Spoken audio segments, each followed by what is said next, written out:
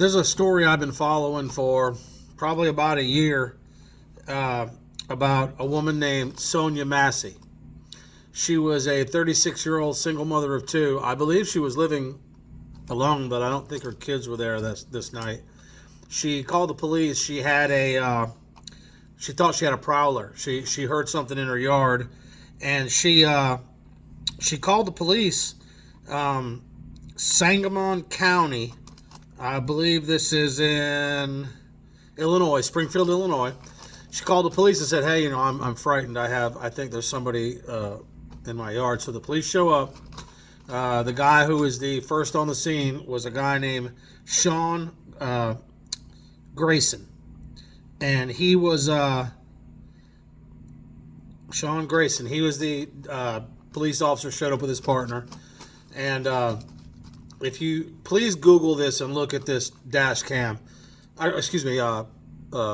badge cam. He is rude to this woman from the second he gets there. He doesn't even knock on the door. Bam, bam, bam.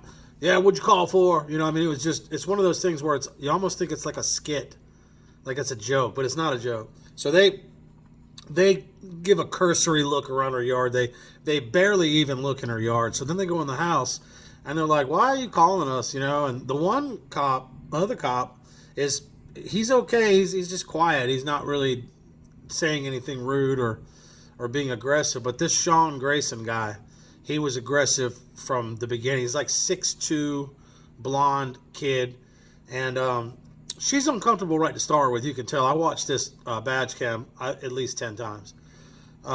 She was trying to have some Earl Grey tea before she goes to bed, and it was boiling on the stove.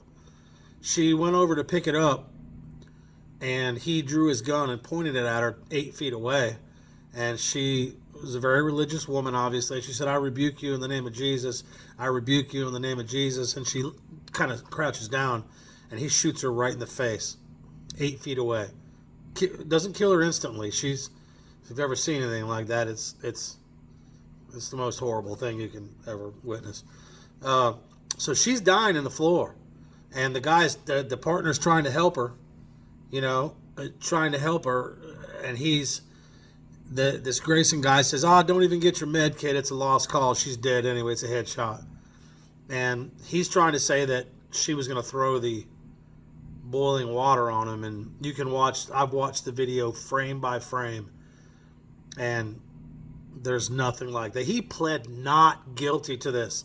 October 22nd, he's got 3 counts of first-degree murder, 1 count of discharging a firearm, and another count of some kind of dereliction of duty or something. But this is a part of a big picture, and I want everybody to. I know I'm full of shit all the time. I know I make jokes. I'm a comedian. That's what I do. But there's some things that are really I'm very passionate about.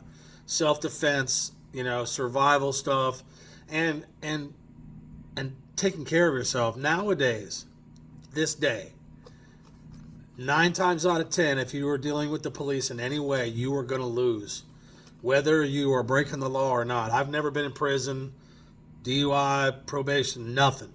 And just since I've been in Florida, I've been threatened by the cops. I've had guns pulled on me right in my face with their finger on the trigger for metal detecting. I had a cop challenge me to a fight in my front yard, then hit on my wife. There's a rule in Palm Coast where I live. You can't complain about the officers at all. You're not allowed to. I'm not kidding. You cannot complain where I live. You can't put in a complaint about a police officer. The guy's name was Miley, who started the scrap with me in my front yard. One of us got lucky that day, probably both of us, because it was just uncalled for. And here's another thing. If you ever deal with the police in any way, just record your interaction for 2 reasons. For one reason, if something happens that's not supposed to happen, you're not going to get their badge cam. If you do a FOIA request, Freedom of Information Act, you're not going to get that. I'm not an auditor. I don't hate the police.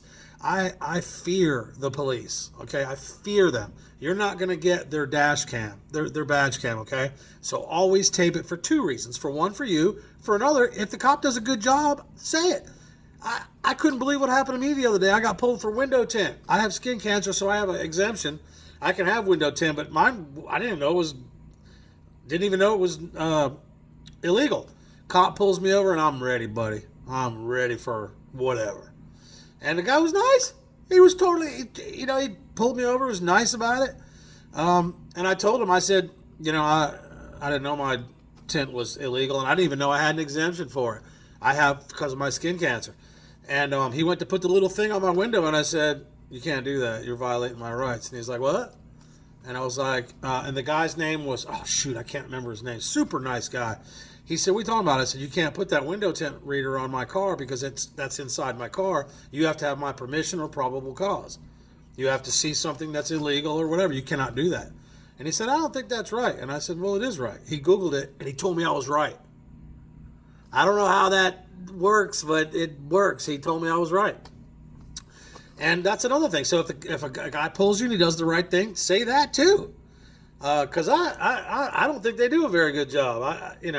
So I've been looking this stuff up because I really care for this Sonya woman. This woman could have been my wife, your sister, anybody. And he just blew her away. So I started looking it up. And I saw a show the other day about a gentleman, a police officer, that went to a domestic violence call, took the woman's statement, went and found her husband, who was, I guess, a guy he knew or something. I think it was in Michigan or somewhere. And he actually rehearsed it and then recorded the guy saying he didn't do anything, went back over there and asked that woman for oral sex. That was in the domestic violence thing. Okay, she was scared to tell anybody because she did it. She was scared of him. She was scared of what might happen. He took his clothes off and whipped it out right in front of her, right? So I looked this up to think, in my video, I like to say who it really is. There's hundreds of them. Michigan, West Palm Beach, Miami, Kalamazoo, Boston, Dallas, Austin, Knoxville. There was no end to all the police that have solicited people for sex.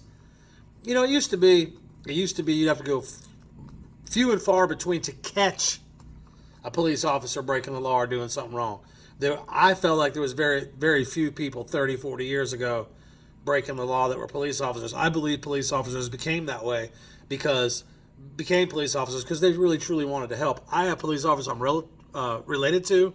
I have some friends, my buddy Jeff, a couple other friends in New Bern that are police officers, great people. I was in the martial arts for years. I was in with a bunch of cops. They're all good people. Nowadays, and even the good cops can make mistakes, but nowadays, it's few and far between before you can find an honest one. Because if you say to a cop, you're violating my rights, I'm not showing you my ID, they'll just bust your head open.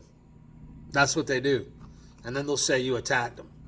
And then you'll say, look at the badge cam, we don't have it. That guy that tried to start a fight with me in my front yard, he had a badge cam on that I saw that was blinking. And when I complained and said, hey, this guy did this, they said he didn't have any badge cam on. And he absolutely did. I'm a musician. I record music. I've done it for 50 years. I know when something's on or off. I even Googled it. It has a red light on it that flashes, that pulses.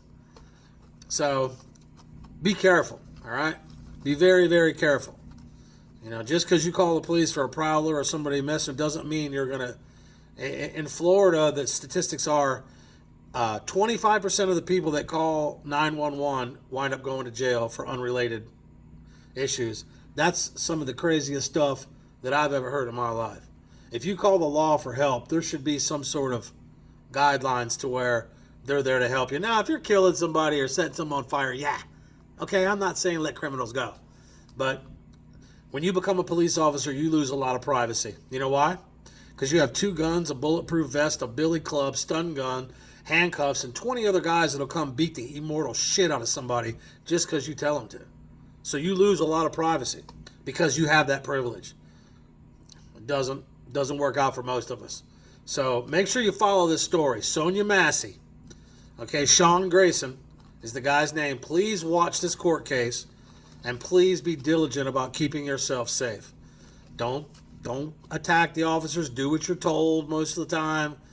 Try to comply, but please be careful and don't expect that you're going to be protected or helped or whatever if you call the police for assistance. Because 9 times out of 10 around here, it winds up being a very negative experience.